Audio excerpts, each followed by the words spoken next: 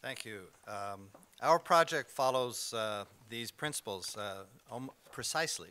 So I won't go over the reasons, which you'll understand what we've done. I won't go over the reasons for what we have done.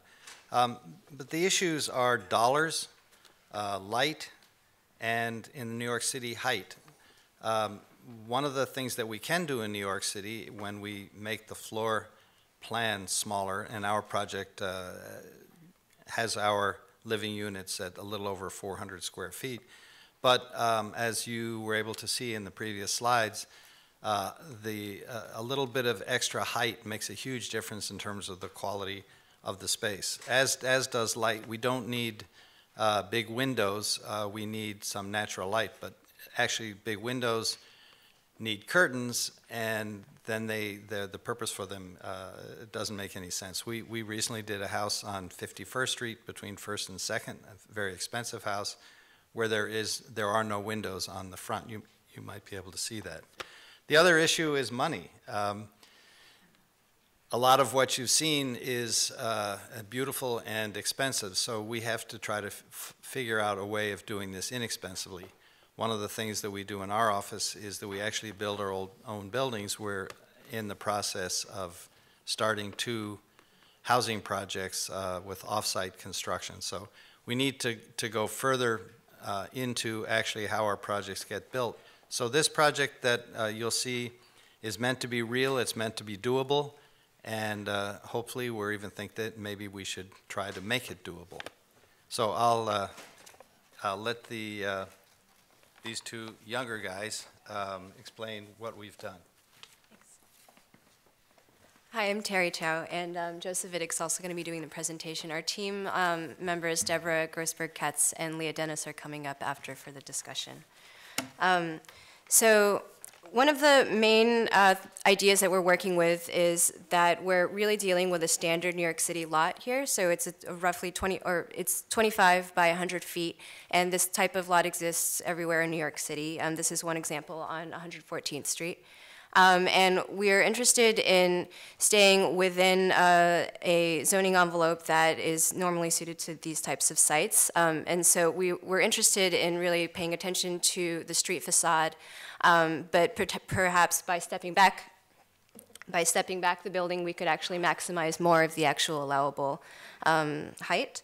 And one major thing that we're doing also is, and this is a kind of massing of our proposal, is also stepping the building back. So the footprint is actually 5 feet off. There's a 5-foot air gap on the side, and what this allows for is really adding a livable or bringing light air into the middle of the units, which obviously has been done in tenement buildings, but in a different way. So this is totally open, and we're leaving a 30-foot rear yard still.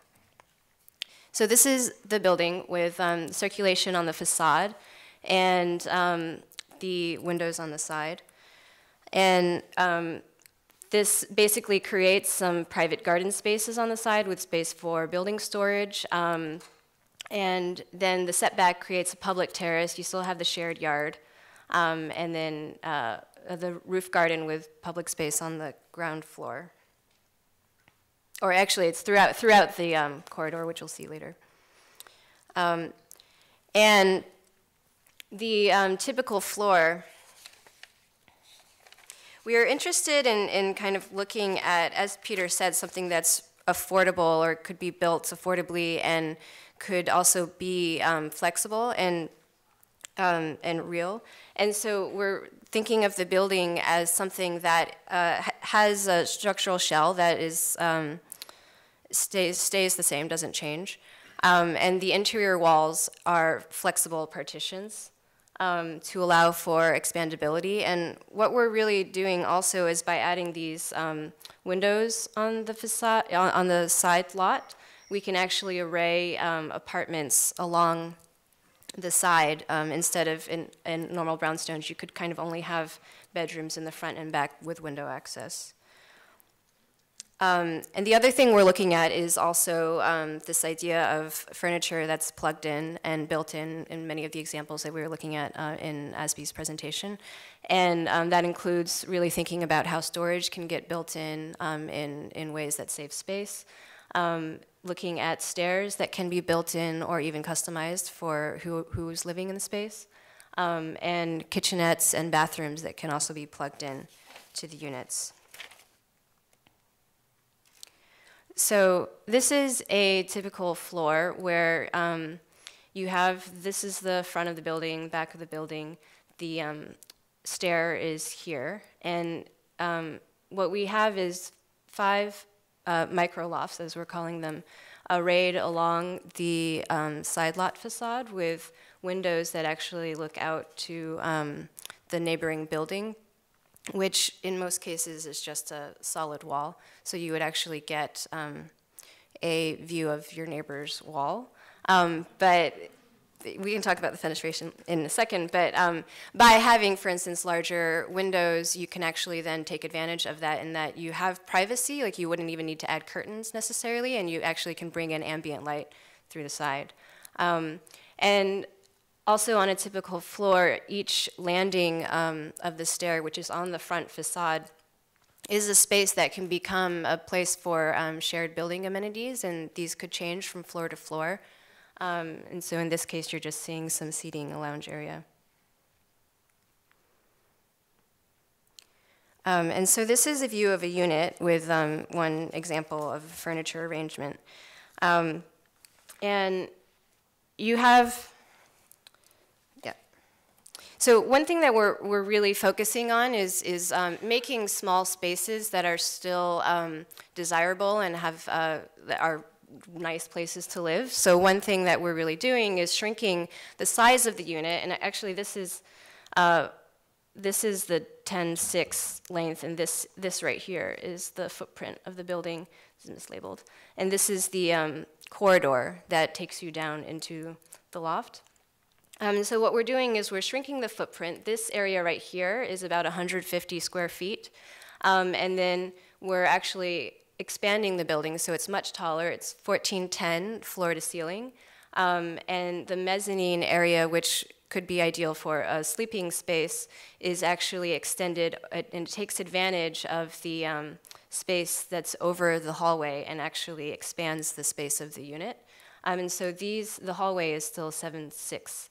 But then you end up with a mezzanine and a really large living space. And the bathroom is right here, the sliding pocket door.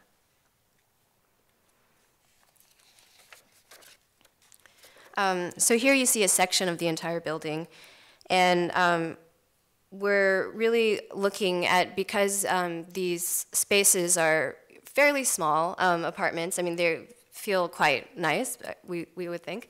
But if you're building small spaces and really private spaces, we are considering that an important part of actually making the spaces even more desirable as a place to live is really thinking about when you have very private space, you might also want very public spaces. So for instance, a place for community, a place to know your neighbors, a place that you can actually expand outside of your apartment. And so the way that we have designed the building is that the front facade is the entry, the circulation, and each landing, as I mentioned before, is a public space that's open, and then you have all of the studios in the back. So this is a zoom on the lofts. And one way of programming the public spaces could be, for instance, a lobby that's also a cafe, a second floor play space and library, a shared laundry for the entire building, a lounge where you could also project movies.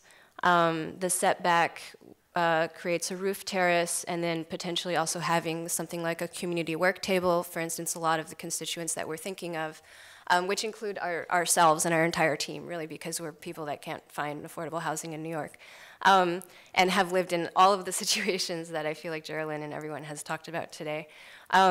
is something like a community work table, a place that you can do work or work with people outside of your studio, and a roof garden. So really our project is about thinking about small private spaces with shared public amenities, and this slide kind of sums it up, where you have a typical small apartment that's fairly open and flexible, and then you have, this is a view of 2 of the floors of shared space, so that's the stairwell back there. And you would have potentially a play space and library for small families, children, anyone to use really, and a shared laundry with place to fold your clothes. So as Terri said, we are part of the constituency that we're designing for. This slide is showing some of the other constituents we're designing for. We are thinking about ADA or seniors or empty nesters, potential single parents, single mothers, single fathers, divorcees, people in transition. The spaces are very flexible, and we took a stance on how we would array the building and aggregate the different user groups within the building and design different lofts, micro lofts for those users. So this slide is looking specifically at an open loft. The open loft would have a much more open floor plate. Again, the mezzanine adds extra square footage into the apartment by going over the corridor space. The 14-foot 10 height gets us 7'6" below the mezzanine and 6'10" above the mezzanine. So there's actually ample room to spread out and not have to feel compressed in a space. We very much want to make these desirable living spaces, affordable living spaces, and also ultimately customizable living spaces for a very vast and differentiated constituency.